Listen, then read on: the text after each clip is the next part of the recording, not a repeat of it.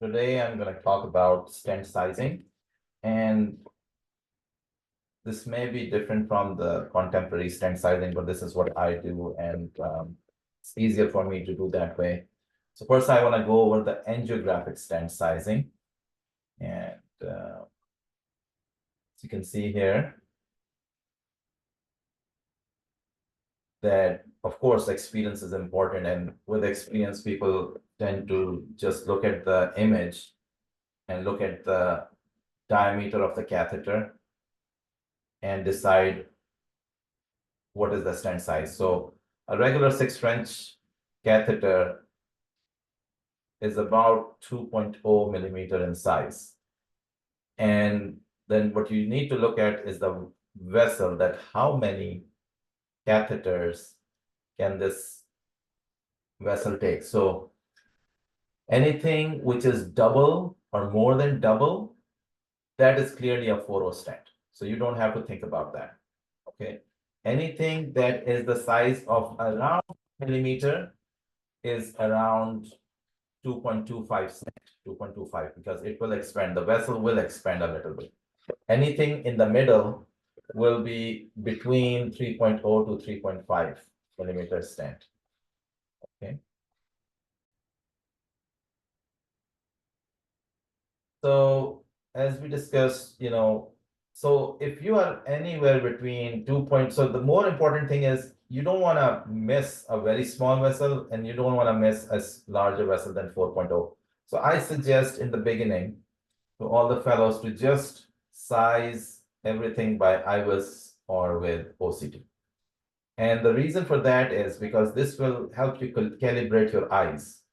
Eventually, of course, you can move to just doing the visualization.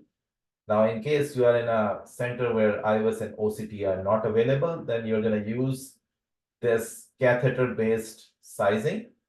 Also, if you're a fellow and somebody else is sizing with you, try to estimate size before the other person sizes for you. So this is about the diameter. The length is much easier because you can use the two ways. There are two ways, and one way that I use is while I'm crossing the vessel. While crossing the vessel, let's say there's a lesion here. I put the wire across that lesion, the radio-opaque portion of the wire, and take an angiogram. This gives me an idea what the size of the lesion is. Most wires have this size, the radio-opaque portion is 30 millimeter in size. So the length is estimated easily by that. Now, coming to another method of sizing, and I'd like to see in the comments if there are other people who, other ways to size, is by doing balloon sizing. Let's say I told you this way, okay, 2.25, you can get a 2.25 balloon. 4.0, you can get a 4.0 1-to-1 size balloon.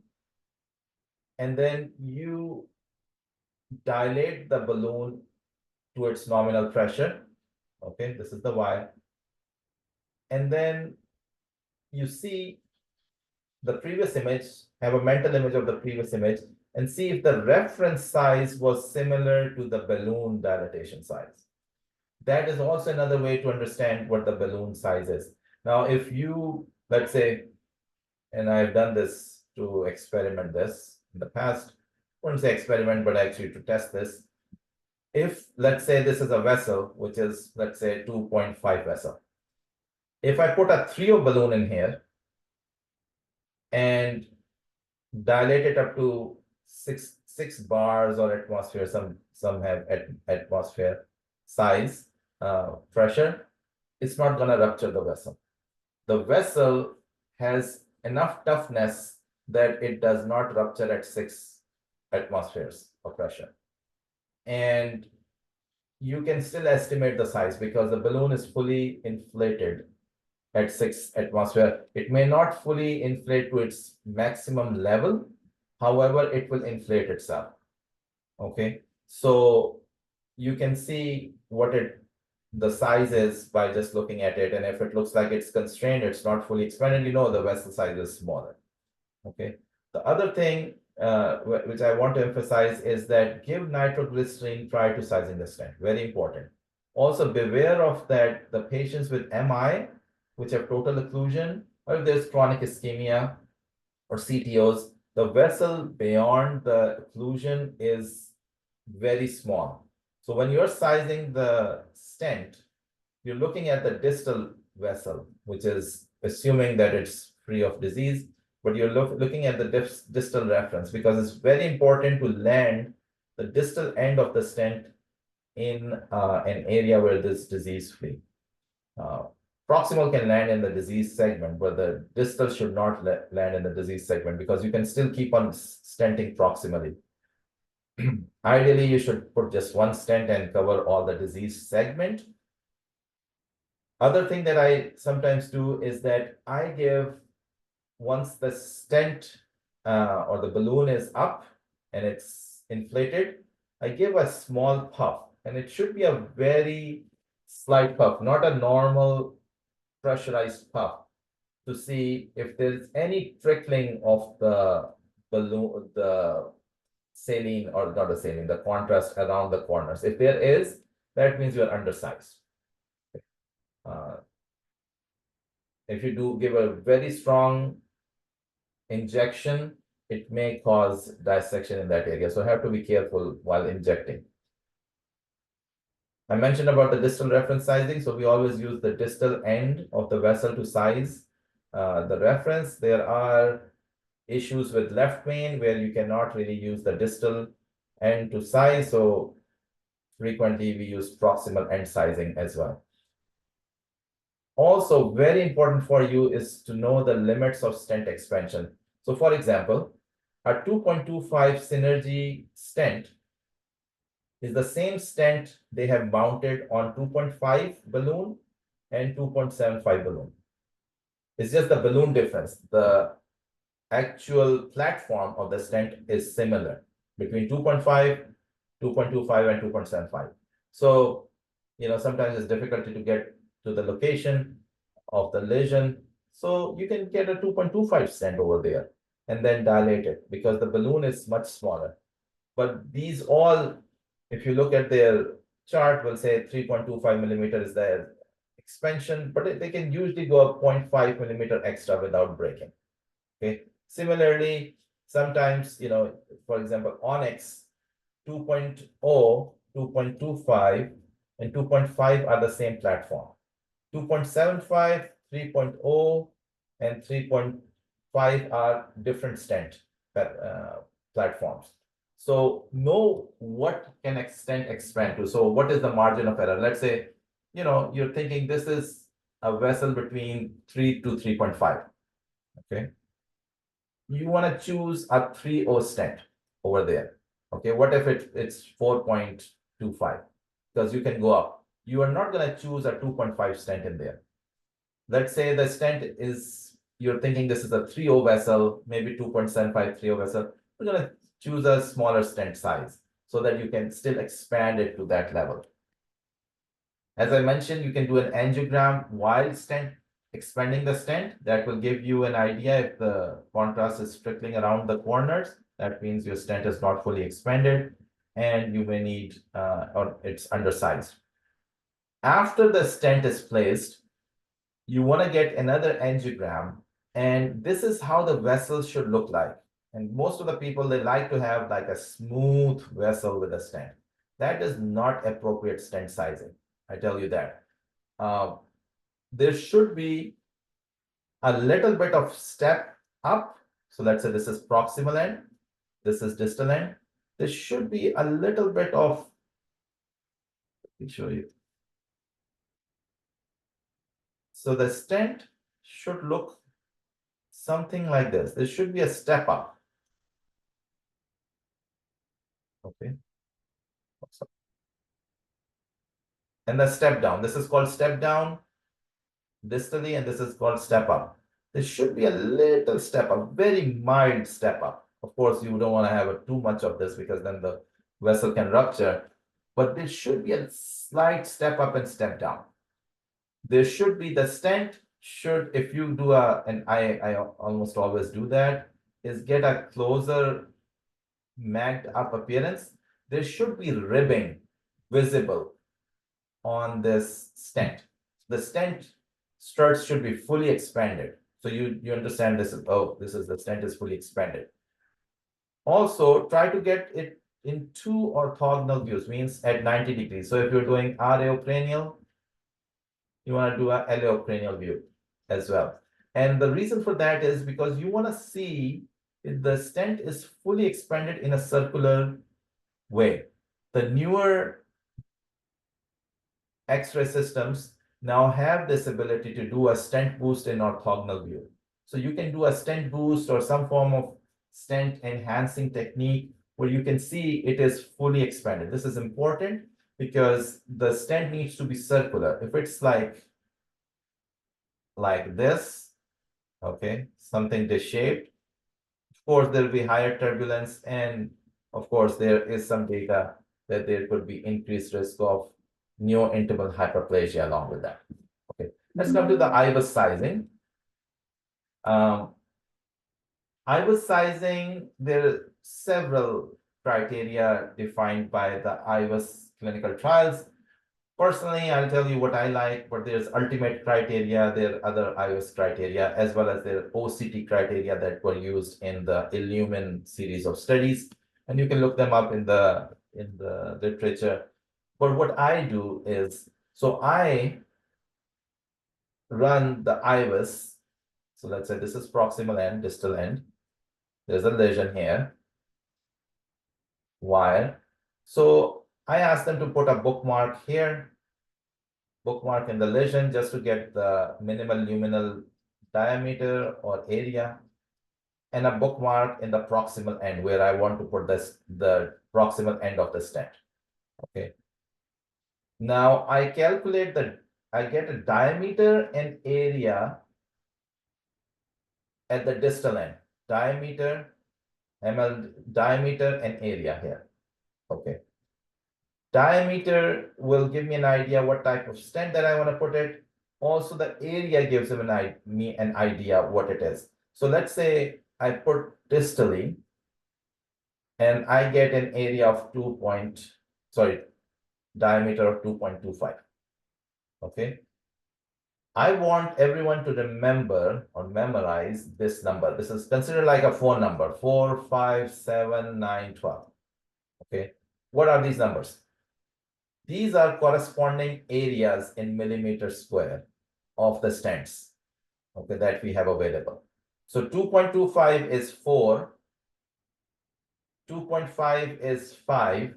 Now, granted, there are differences in points, so like 12.6 is 4.0, but you know, this is close enough. Drop this so that it doesn't confuse people. 4.0 is 12.6, 9.5 is around 3.5, and this is 3.0. Okay. So these are the usual stent diameters. Yes, there's a 2.75, which is kind of close to 7 and 8 diameter, but this is what I use. So for 2.25, 2.5, 3.9, 3.5. So my goal is to achieve, once I put the stent in, this area of the stent throughout, at least throughout. Okay. So you want to achieve 90% of the distal reference, but I try to achieve kind of 100% of the distal reference. How do you do that? Of course, you take the balloon to do that. But let's say you put a stent in, I'm giving an example, this area is 4, and this area is, let's 8, okay? And you want to put a long stent in this, 4 and 8. So you know this is 2.25. 8 is somewhere between 3 to 3.5, so 3.25. So you can use a 2.25 stent because the 2.25 stent can go up to 3.25 at least, and can be taken up to 3.75. So you can put a 2.25 stent in here and expand it, but you have to well expand it, okay, at that size. And then it will achieve the 90% of the distal reference at the distal end, and proximally you should always have 100% of the distal reference. Okay.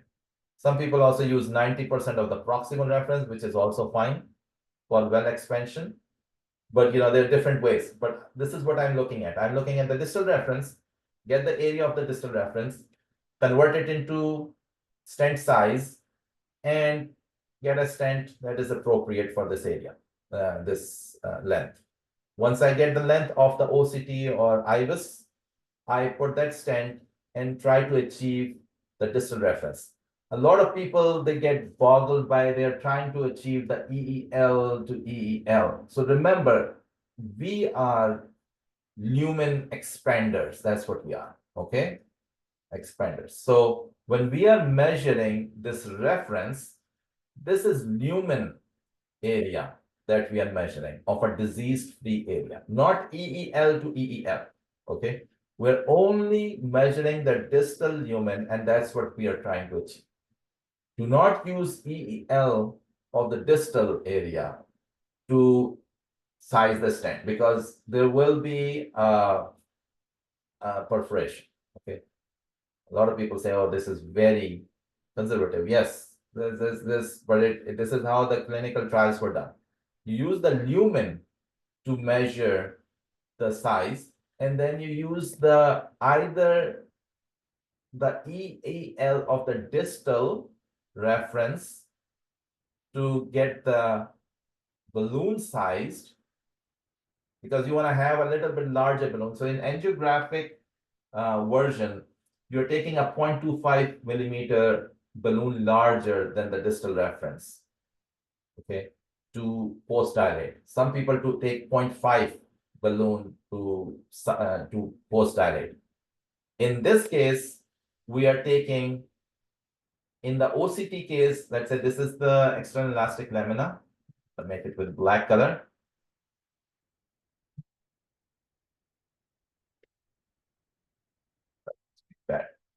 So we take external elastic lamina to external elastic lamina of the distal reference to get the post dilation balloon.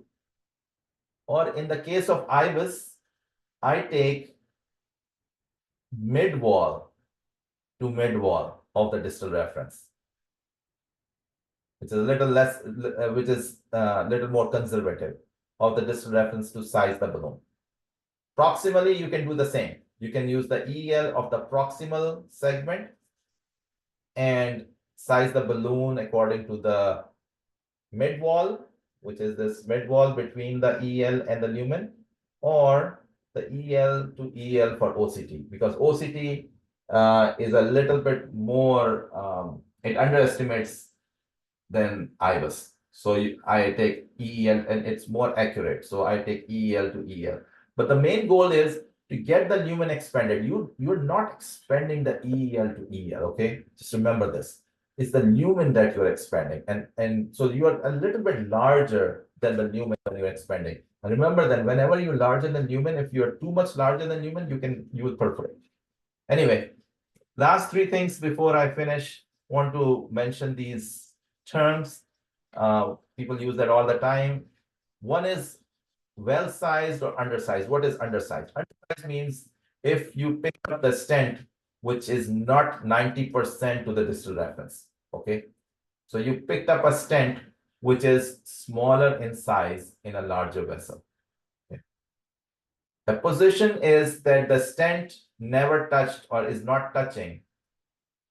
So this is the vessel, lumen, this is lumen, this is adventitia, and your stent is not touching like the wall by at least 0.3 millimeter, okay? They say there are different theories, there are 30 degrees, 60 degrees. I mean, as long as it's not touching the wall, you can consider it malopposed, okay?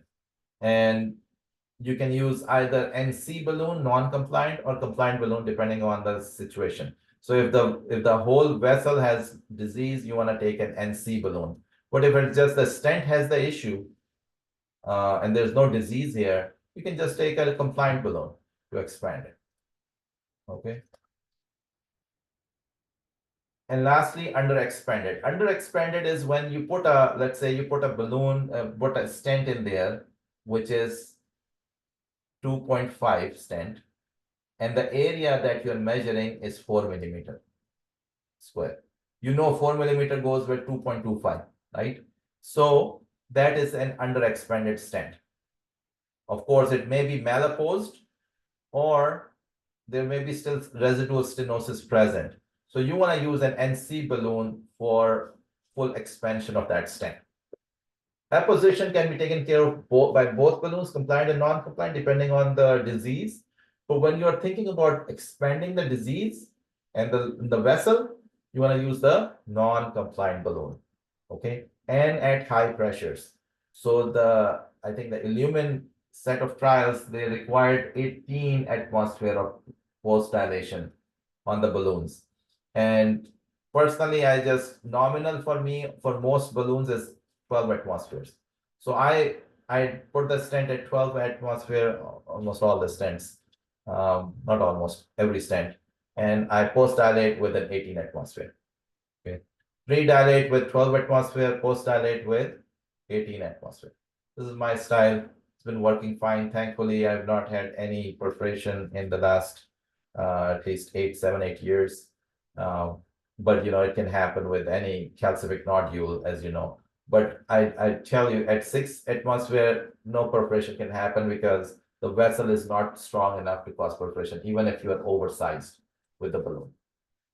Thank you so much. If there are other ways to deal with this, please let me know. Just really quick, you use distal reference for the balloon sizing. You use in the IVUS, you use the area and diameter both of the distal reference. Every time you put the IVUS in, you get a distal diameter, inside the lesion diameter, and the proximal diameter. 3 places are good enough. You use distal area to select the stent. This is the phone number. You can remember 457-912, and they correspond to 2.25, 2.5, 3.0, or 2.75, 3.5 and 4.0 stents. You want to achieve 90% of the distal reference, 100% of the proximal end, 100% of the distal reference, or 90% of the proximal reference. Well-sized, well-opposed, and well-expanded should be your approach. If you leave cases where malapposition, high risk of stent thrombosis. If you leave the stent undersized or underexpanded, high risk of new intimal hyperplasia. Okay, so chronic in-stent restenosis. Please let me know if you have other questions. This is again on the request of 2 of my fellows. Thank you very much.